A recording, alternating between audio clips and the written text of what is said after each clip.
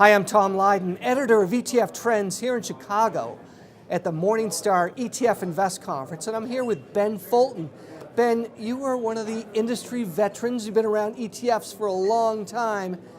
There's a lot of innovation going on. I mean, we're past the first and second inning, now kind of into the third, fourth, and fifth. What are some of the new innovations that you're seeing in the industry? Yeah, I mean, ETFs have definitely been they really drove innovation. That's what's made the product line grow. We're at 2,000 plus ETFs, trillions of dollars. But I think really the innovation I'm seeing now, and what I'm really excited about, where I'm spending a lot of time after 10 years of spending on the other side, is how to use ETFs in other product structures, other possibilities. It could be through a strategist, through a separate managed accounts, but maybe other directions. And I think there's still a lot of education and work and innovation that needs to be driven in that world. So there are some that are just using the ETFs as a tool themselves. There are also, we have ETF strategists that are creating these portfolios.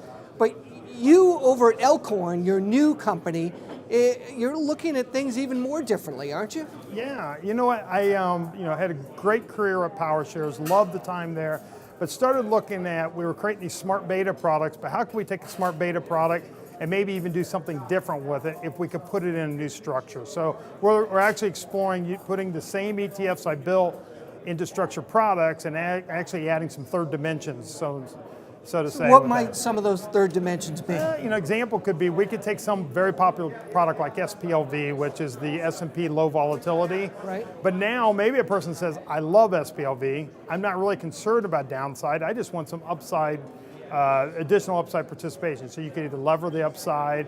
We could take something that's very high beta, that has a lot of risk maybe, and actually provide some downside protection to it over a period of time. So it's almost sounding like you can design ETFs to go, kind of like your own pair of Nikes or something. Exactly. Yeah, we toyed with calling the name Bespoke. Everything. Yeah. You got to get it. Your suit's made for you. You got to get all this. But how do you start taking, especially with such smart advisors we have out there now? So there's advisors that know exactly what they're looking for. They love the ETFs.